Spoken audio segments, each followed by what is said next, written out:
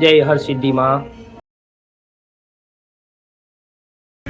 મહાકાલના દર્શન કરવા જઈ એ પહેલા આપણે હરસિદ્ધિ માતાના દર્શન કરી લઈ. જય માં સિદ્ધિ માં. ખમા મારા વીરને બાપ, ખમા ખમા ચીકુ ખાધી, ખમા મારા વીરને. કાળ ભૈરવના દર્શન કર્યા, મેરડી માના દર્શન કર્યા. હવે હરસિદ્ધિ માતાજીના દર્શન કરી ભલું કરજે, હવનું ભલું કરજે અને પછી મારું વિચારજે.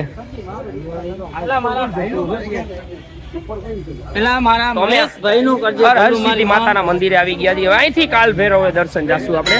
કાલ ભૈરવ ને ઓકે ના, કાલ ભૈરવ નહીં, મહાકાલ. મહાકાલ સોરી, મહાકાલ. કાલ ભૈરવ તો જઈને આવ્યા. કાલ ભૈરવ જઈને આવ્યા આપણે. જય માં. ગેટ છે, ગેટ થી નામ જવાનું, ગેટ થી જવાનું છે. વાહ, તમે જોઈ શકો છો મંદિર. જીતુ, આ ભગવાનના મંદિરના આ ધાર્મિક સ્થળે જાય એટલે તને કેવી અનુભૂતિ થાય આમ અંદર થી? બહુ એવું લાગે કે અહીંયા રહી જાય અંદર થી. એવું થાય ને કે આ યાર આના જેવી કે હરખી નથી જિંદગીની સુકૂન જોતું હોય ને તો કોઈ પણ ધાર્મિક સ્થળે જવાનું એમ.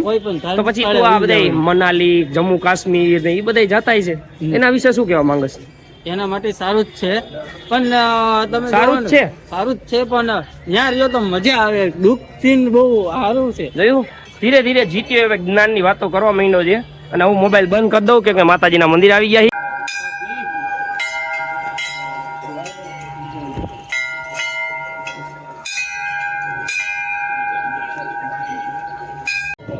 જય હરસિદ્ધિ માં.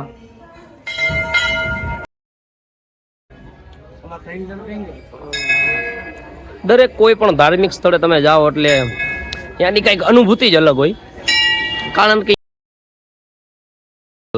માસા, અમદાવાદી માસા, એક મિનિટ તમને કઈક બે પ્રશ્ન પૂછવા મારે. કોઈ પણ ધાર્મિક સ્થળે આપણે જાય ત્યાં મંદિરમાં જાતા જ કઈક આમ અલગ પ્રકારની અનુભૂતિ થાય, શાંતિ મળે. શું કામ? એનું કારણ શું? ભગવાનનું ત્યાં આગળ છે એટલે શાંતિ મળે. હરખું બોલો.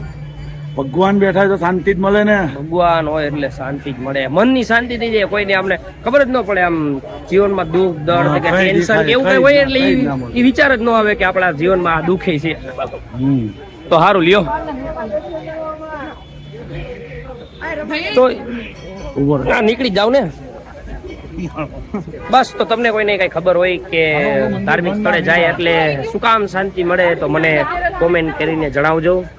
દિવ્યેશ, હા શું કઈક કે કોઈ પણ ધાર્મિક સ્થળે જાય એટલે આમ શાંતિનો અનુભૂતિ થાય, એનું શું કારણ?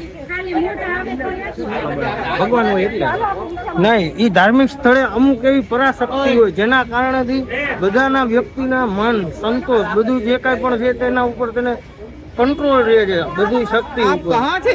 જ્ઞાની બાબા, બાબા, બાબા રૂકીએ બાબા.